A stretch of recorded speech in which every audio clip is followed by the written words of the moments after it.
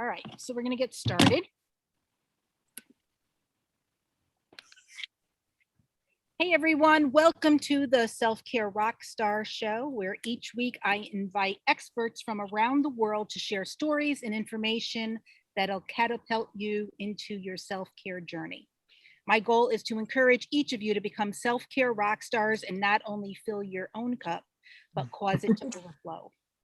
I also offer one-on-one and group sessions that will help you eat healthier, lose weight, reduce stress, grow spiritually, or find joy. If this is something you're interested in, go to findsally.com and click on schedule a call with me. I would love to work with you.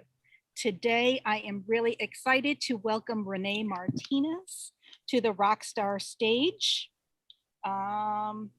And I'm going to, I had it here and then I lost it. I'm going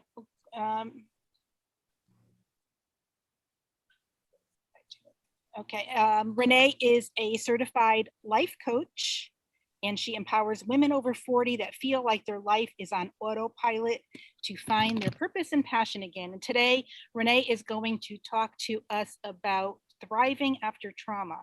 So welcome, Renee. We're excited to have you here today. Hi, thank you so much for having me. So why don't you just tell everybody, introduce yourself, tell a little bit about you, and then we'll go through maybe a little bit about your journey and any information that you can give us that will help us moving forward. We would love to hear you share your story with us. Yeah, so I spent the last 20 so years in corporate. Once COVID started, and maybe about 2 weeks before we sheltered in place, there were a lot of layoffs around the world. I was not immune to that and really wanted to figure out where I was going to go. I was kind of at a place where it's like, I don't want to work for anybody anymore. Tired of the politics or the this or the that that can come along when you work for somebody. And I wanted to do something that I knew that I could be really passionate about, really great at, and still be of service to people. And so I got myself a coach, a mentor, and went on a journey. And we discovered that,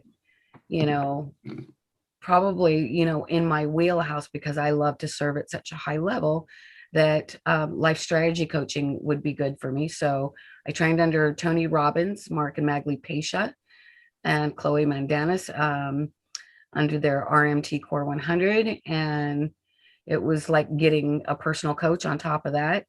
I had access to so many things, even not all, well, I should say also including the behind the scenes of how Tony Robbins does his strategic interventions.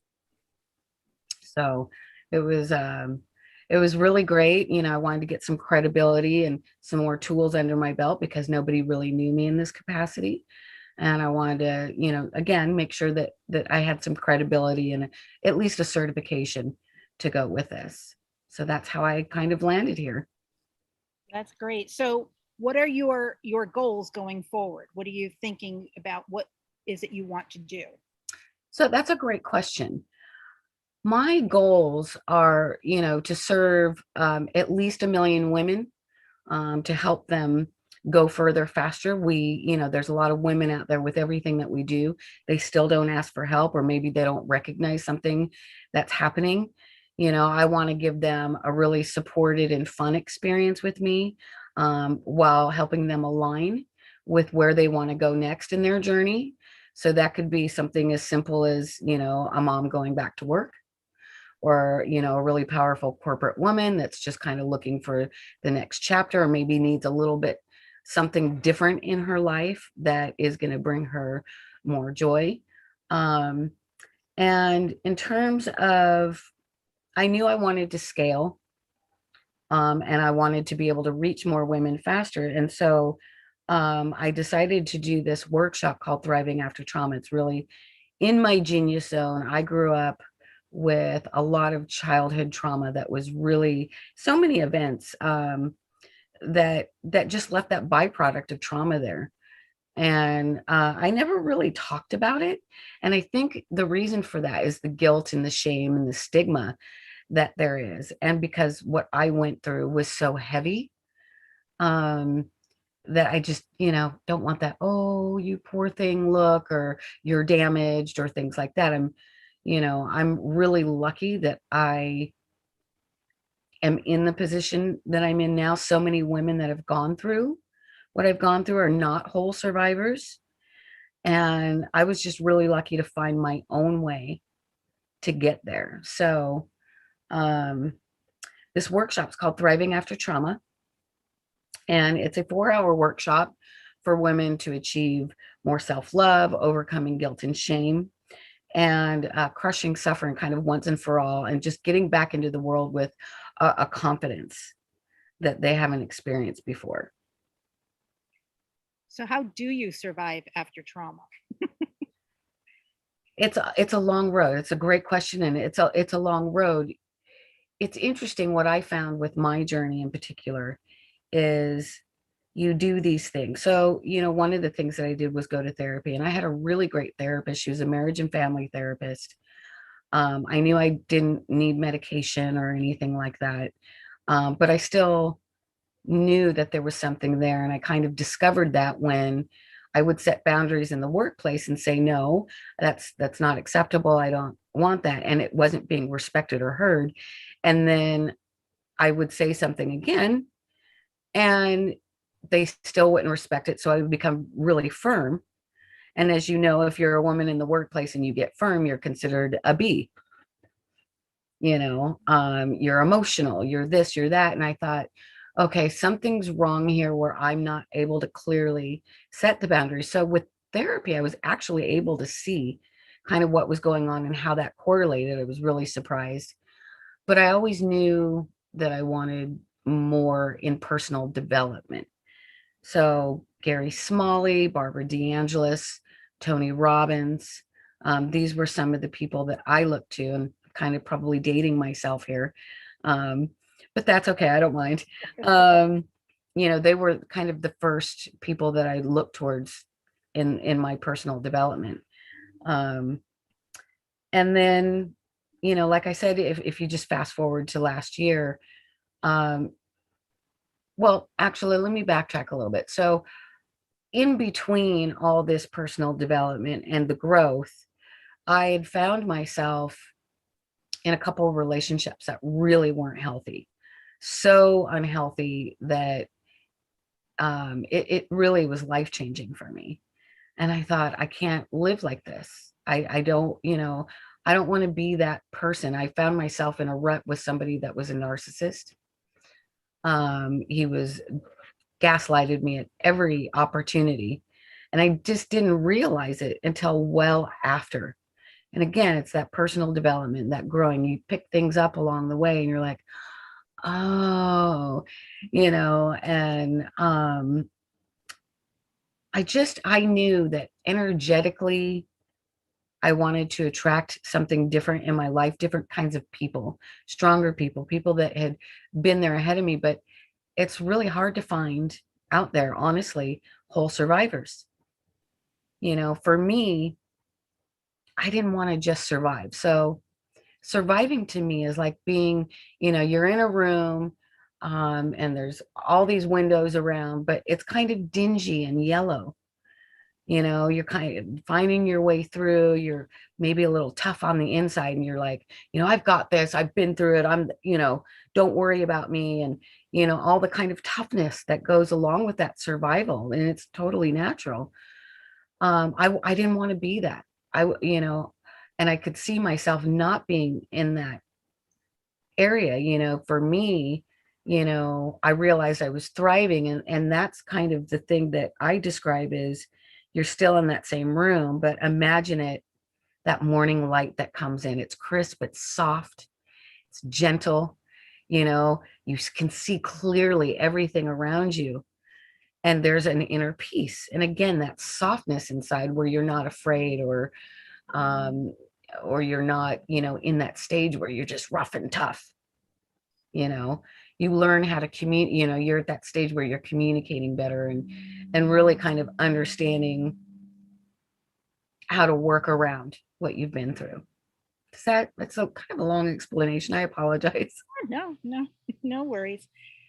So, is there any stories you want to share of what you've been through? I The think trauma that you've had to overcome? so, I had a mother that was gravely mentally ill. Her mother suffered uh, from the same thing. They both had borderline personality disorder. Um, with somebody that's borderline, you can basically hook yourself up to an IV and hook them up and give them your blood, and they'll say, "You don't love me. You don't care about me." And I recently had read a book about it, and they are empty inside. They don't have the capability of forming relationships, keeping relationships. They're just me driven. They they're just empty, and they're violent verbally, physically, and that certainly was the case with my mother. As a matter of fact, by the time I was 5, my parents had divorced, and I remember that day. And that was really traumatic. I mean, from the earliest memory, I think when I was 3 years old, I remember my father scooping me up and telling me it's going to be okay. My mother never loved me. She never said she loved me. Um, and she just never had the capability of honestly even being able to show it. Her language was physical abuse, mental abuse, verbal abuse. Um, the amount of events that I've had to live through with her were unimaginable. And of course, as a kid, you don't understand how big that is. Um, by when I was 9, I was moved into foster care. And that wasn't much different for me than living at home. I still experienced violence, from some were from foster parents or some were from the kids, right? Or the foster parents not caring and they just wanted to get that check, right? You don't have a normal life. You're not taught to think for yourself. So all those little things that many people learn growing up, they have the kind of their parents as a bumper pad. You want to go here? Okay, these are the steps you're going to take. You know, they teach you how to communicate, all these different things. You don't get any of that in foster care. I've witnessed some pretty traumatic events. When I was 11, I watched a man shot and killed to my feet at a Toys R Us. I've experienced, as you said, partner trauma. um, and even when I was 9, mother's male friend, um, he decided that he wanted to, be with me in a physical way. And while it wasn't rape, it was still, I'm 9 years old, ushering my sisters out of the house going, oh my God, what am I going to do? You know, and you just, going through stuff like that, it's really hard for a mind to comprehend that. And then when you couple that with a mother with such a severe disorder that's constant, it's an everyday thing, watching her hit other people, feeling her hit us, trying to be, I was, by 5, I was cooking and cleaning and I was the mother and, I was kind of everything. And that's a lot for a young person's mind to process. And you can't really process it until you're much older. you know that was my experience. So, you know by the time I was 18, I experienced oh 14 severe traumas. And then at 18, I was thrown into the street, no money, no nothing, foster care, you age out of it.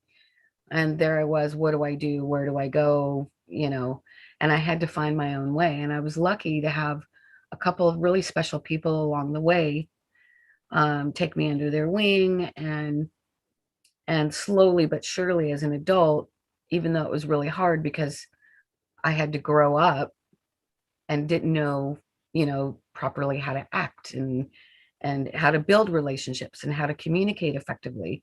I had to learn all of that sort of thing, and managing my emotions.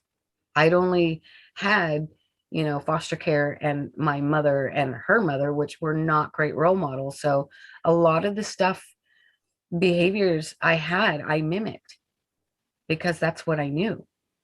And once I figured out that that was not acceptable, that's really when I went on my mission. And I think also, when I was 41, I experienced a pretty major event where I was pregnant. I found out when I was 6 months along. I was never supposed to be able to have children again. I had had a surgery where I had an ectopic pregnancy with twins, and they removed both tubes. And losing my daughter changed everything for me. I was in that bad relationship with the narcissist who was gaslighting me, and just it was really a crazy, not good relationship. And once that happened, something in me just shifted. And I went, you know what? This is nonsense. I'm better than this. I deserve more.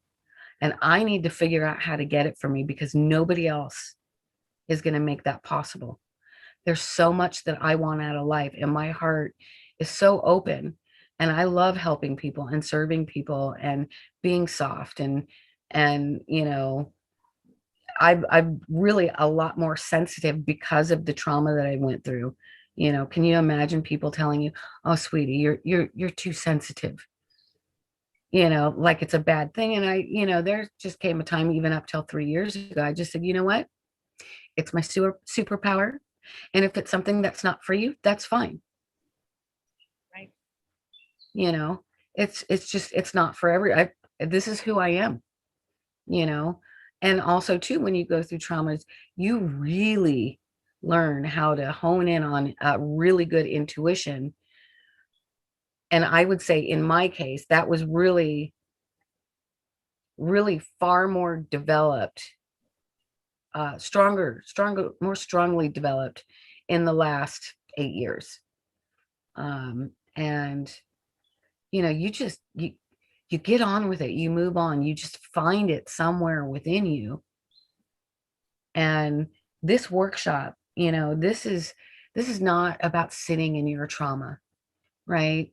um this is really for the woman that has that, maybe that little lingering stuff left, that, oh, maybe I didn't realize that this is kind of a byproduct of trauma. Maybe I was making some poor decisions, or that I didn't realize, or maybe, I have a kind of a codependency issue that's lingering and I wasn't aware of it, or just different things that maybe somebody wouldn't realize, are happening, and others that do. I mean, people that come from my background, it's a byproduct. It's there for life. You never get rid of it. But what you can do is figure out that last step to really thrive. And so this is going to be, even though we will be talking about different areas of trauma, I'll be doing breakouts, and we'll be doing these really great exercises that I've learned in the 2 decades and spent thousands of dollars, hundreds of thousands of dollars for, maybe not quite that much, but still in the high thousands. I want to help women go further, faster. I want to get them past that, and I want to see them thrive in a beautiful way, because as women, we are nurturers. We give birth. We're the caregivers. We're the wives. We're the strong business people. We're daughters and sisters and aunties, and we're all these things. And I think women deserve to be at their healthiest possible, because of, I'm not saying that men are not superior, but as women, it's so critical that our brains and our mental health is just there, so we can manage all the things that happen in life. And if there are any pitfalls that happen along the way, and there are, then we have some really amazing tools to take with us and go, oh, I can change that pattern. I know how to do that, or, I know that every few months I can go in and do this exercise about gaining clarity on kind of where I'm at, personally or professionally, just different things that it's going to be an uplifting experience. I'm also going to provide, I thought about this long and hard, and I thought, I really want to create, more bonuses for these women. I have a ebook that I'll give them, a workbook that they can go through as we go along. And I also wanted to have a private Facebook group community for the women that sign up for this workshop.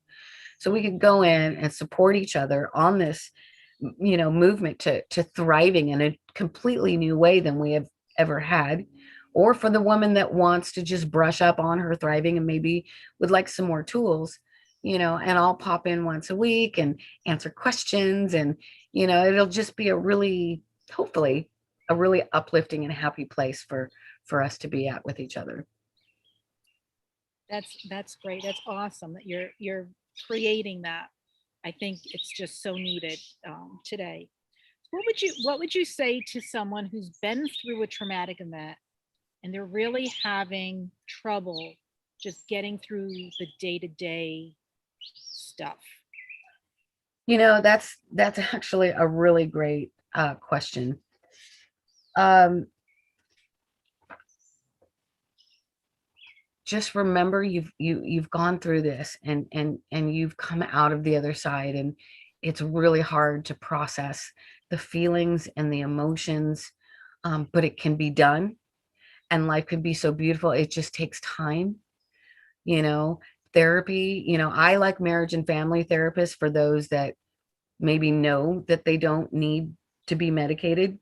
It's a less expensive way to do things. And marriage and family therapists are really the most trained in talking through things with you versus, oh, so how are you feeling? Okay, well, what is that? When you do that, how does that make you feel? And da da da da. They do art therapy, they do all kinds of things. So I would recommend marriage and family therapy for those that don't need medication.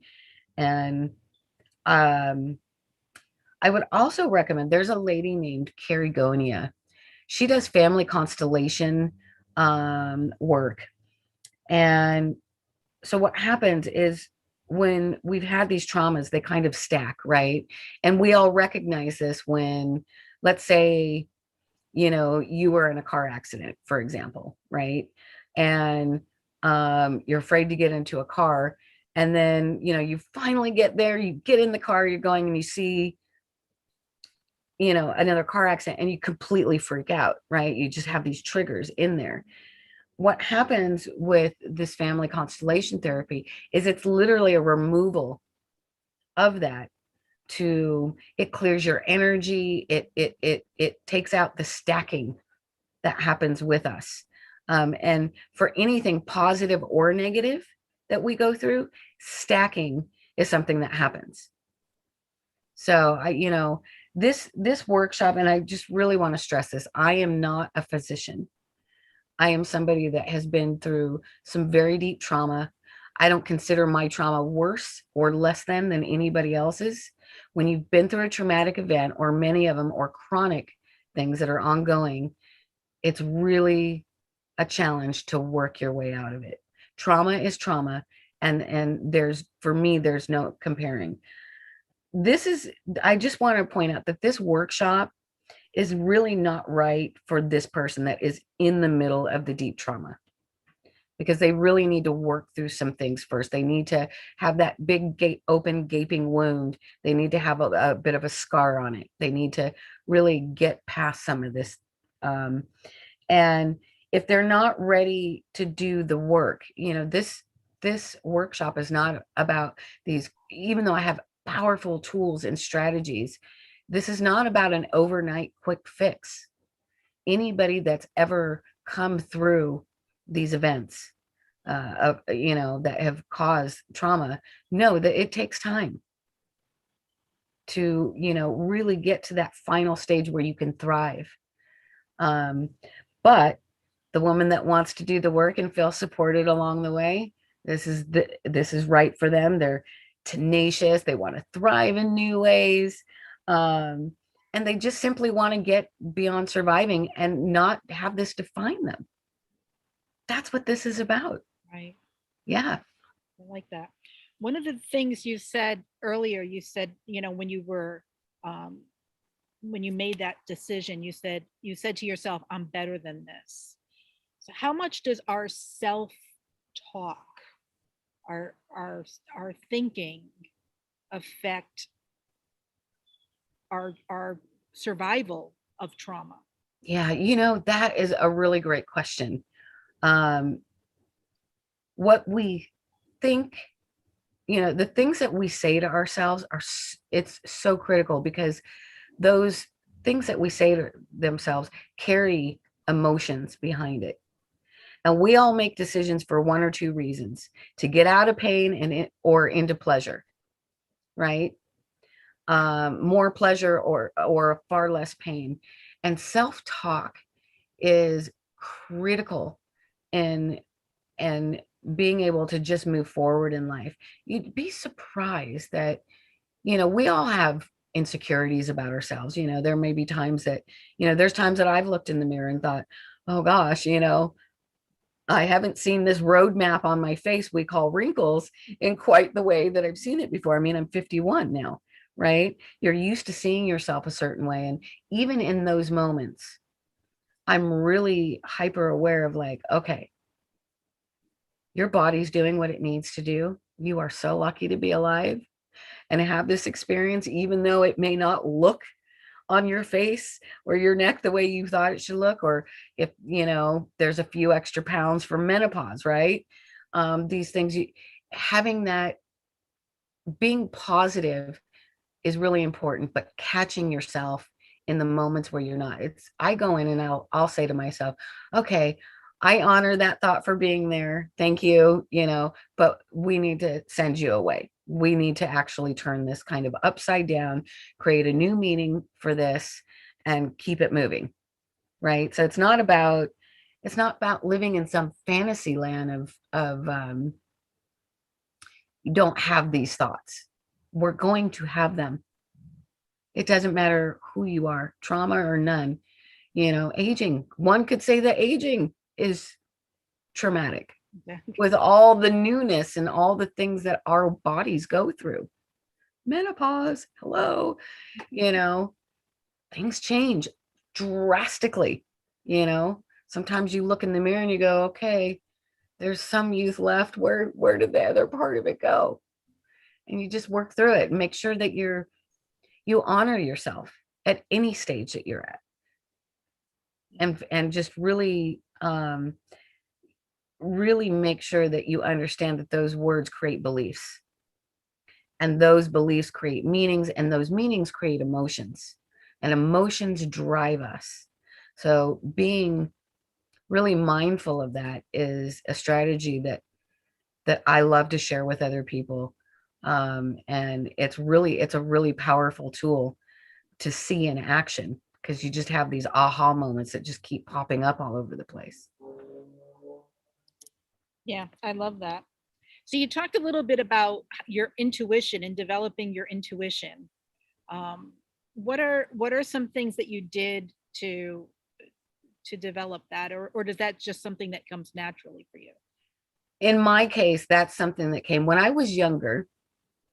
um, I used to be able to know when danger was around me. My stomach would go into knots and I would feel actually nauseous, and I knew something bad was happening around me. I didn't know where, but I knew something was happening, and that went away. In my 20s. I started traveling the world. I lived in Japan for 10 years, and I wasn't in crisis situations, right? So that kind of faded. But after I lost my daughter, it started coming back again. And I think it's completely different than what it was, because again, I'm not in these situations where I have these events of crisis happening. I'm not saying that my life is perfect, not by any means. I still struggle with certain things, but I have the tools to work around it, to approach it from a healthy standpoint. But my intuition is it's energetic. I understand people's energy really well. I often have to do exercises. I usually do something every day to send everybody's energy back with love, whether it was a positive experience or a little murky, somebody that could have been angry, for example. Yeah, it's much more deep than that, but that's kind of not what we're talking about here. And I don't Right. want to, a lot of people that don't have it wouldn't understand it. And I just don't want to, say anything that really isn't relevant 100% to what we're talking about. So is there anything else that you want to share with us that we didn't go over? Was there anything else that we No, definitely said a lot. um, you know, I think I really believe that for the women that attend this workshop, it's going to be an amazing transformation. They're going to see things that they haven't seen before, and certain things they'll even see in a completely different light. I feel so great about what I'm doing here. And, my goal, again, as a life strategy coach, that helps women perform at their peak, I want to help 1 million women. And with this money, as I, gain, more resources, I'm going back to those foster kids. I'm going to show them a whole survivor. I'm going to show them and mentor them, and as if anybody that's been in it, it's going to take quite a bit of resources to make that happen, because you'll be doing it yourself. And that's fine. I have no problem with that. But, my goal this year alone, and we're halfway through it, is, to be helping at least 200 women alone. And that through my coaching practice for one-on-one, or through group coaching, through workshops, or any other opportunity that may come up that will help me to do that. That's great. So why don't you tell everyone how they can get a hold of you and how they can register for your workshop if they're interested? Fantastic. So my email, for anybody that would like to join my workshop, it's again a 4-hour live interactive workshop. I'm holding it at the end of July. I'm still waiting for some compliance things before I launch it, but I'm doing a pre-registration, and they can sign up at renewwithrenee.m@gmail. So that's RENEWWITHRENEE.m@gmail. They're also welcome to personally email me, and I know that you'll send that out. Yeah, and it's gonna be really exciting. And I hope that, if you're out there listening, I don't know who this is going to reach. I just want you to know that I don't have a stigma about who I am anymore, or what I've gone through, and you shouldn't have to either. And I would be honored to help you get past that, and just live a more beautiful life, where you just step into your power and just rock your life. I love that. I love that.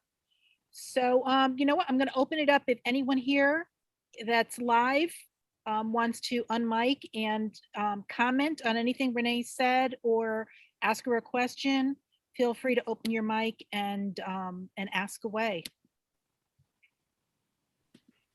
Thank you so much for all that you've shared, and the way that you've chosen to come through and give hope for others that can be just anywhere along that journey. So super grateful for what you've done, and I've got your contact information written down to share with some people.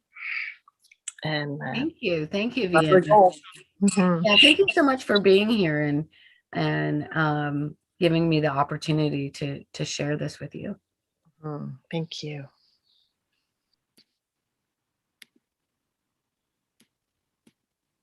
All right. Well, I think then we will say goodbye, and end for tonight.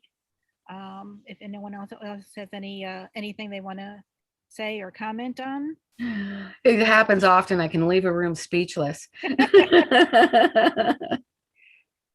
Well, it was great having you tonight, Renee, and I just want to thank everyone here for coming, and we'll get this out, and we'll see what happens. Yeah, thank you Hopefully so much. we can start changing the world. So Yes, I'm excited to do that, and I hope that people that really need to be there will pre-register. And thank you again so much for allowing me to share this with your audience. And thank you to the people that are here. I really appreciate you. Thank you for sharing your story. Thank you. And I definitely would like to get in touch with you. So I will use your email. Fantastic. Thank you so much, Chrissy. I'm in Canada, so we need lots more healing over here too. Hey, I'm here to help wherever I can. Well, that's it. I think with COVID, a lot of people went through this trauma that they never experienced before, and some people were able to turn it around, but for other people, it's been debilitating. For people that are extroverts, this was really, really difficult. Yeah, because and it's weird. I'm kind of an ambivert. I used to be a really big extrovert, but for extroverts, this has been particularly hard, not having that connection and having to, do everything online in a new way of working. And for the moms that have kids, oh my good golly. Yeah. But for the introverts, this hasn't been as difficult for them. Talk to a lot of people about this, and it seems to be less, but it's still I think for anybody. I mean, last time we went through this was what, 1912? Yeah. I wasn't here then. You're never prepared for this. Yeah. No. So I will say that an interesting note is, as it's been hard, the very things that were challenging about it really propelled us into this kind of communication that a lot of us would not have thought possible. And so you can actually extend your reach anywhere in the world now in a different kind of way. So let's capitalize on the gains. Yeah. Go ahead.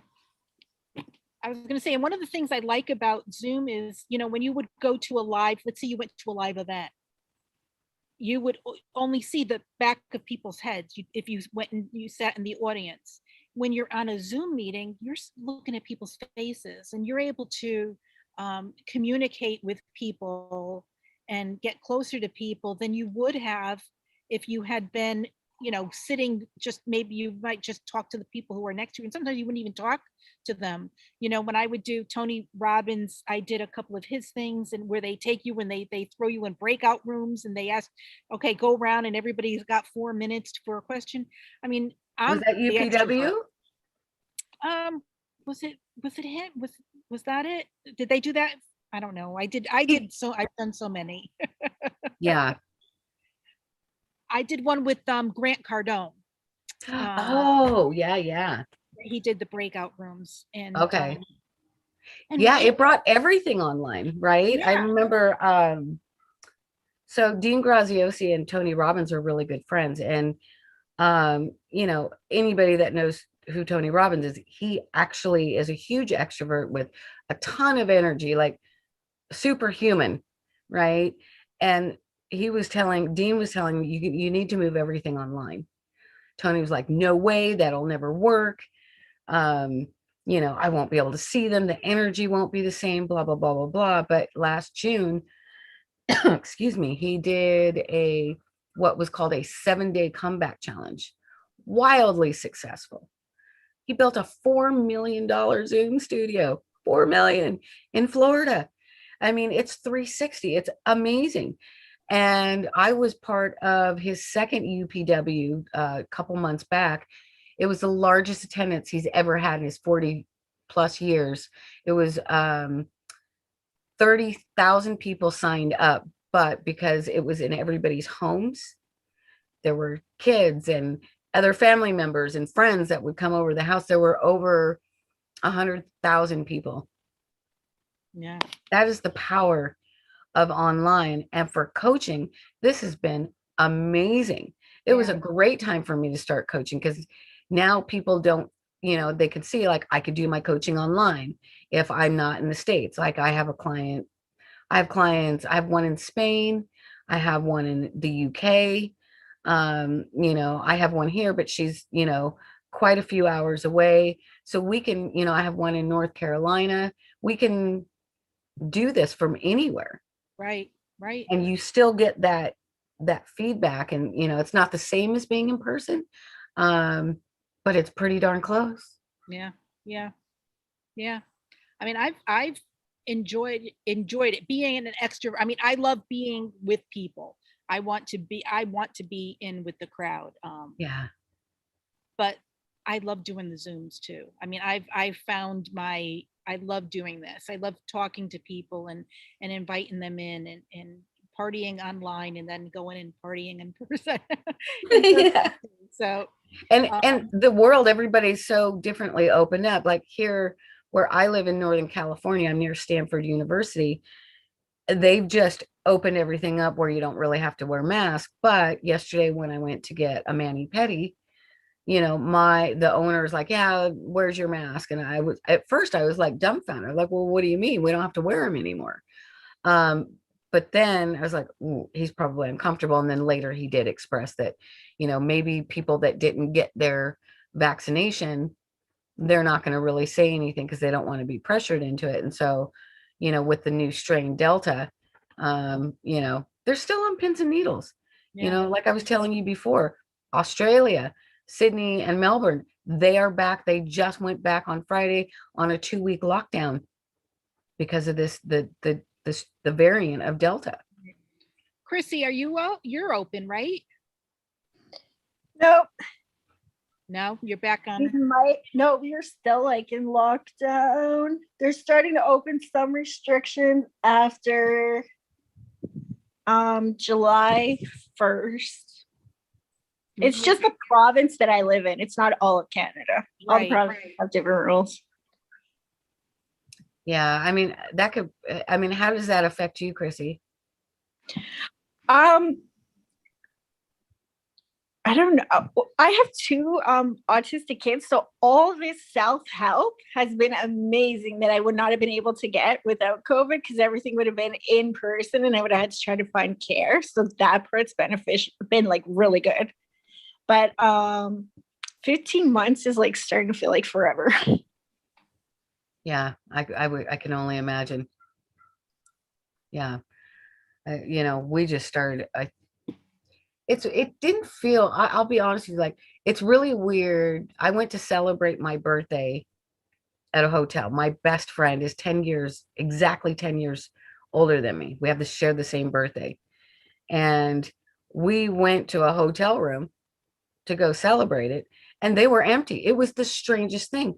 We were all the way at the end on the second floor, and they're like, oh, well, be careful of any music or whatever. Literally, we were there for a couple of days. Nobody was on the floor. Nobody. I never experienced anything like that, but yet there were people out there kind of shopping at the stores. And I thought, well, that's just silly. Why are we, it just felt more open than it did. Because at first you couldn't travel past 5 miles, right? You could go get groceries. You could go see a physician, or any other kind of emergency type thing, but you couldn't do anything else. And then December, it just felt really open. But since the whole mask thing, I don't know. It's hard to tell, we're going to go through all this stuff, but I don't really mind so much. I mean, yes, I do, but like, because I can now do my business online, so it's not as challenging for me. Yeah, I think being able to pivot, and being able to do something different or find a new way to do it is so key. Mm-hmm. Definitely. All right, ladies. Well, thank you so much for joining us tonight. And I will get this out and we'll talk again soon, Renee. Yeah, thanks again, Sally. I really appreciate it. Anytime, anytime. All right. All Have a right. good night, ladies.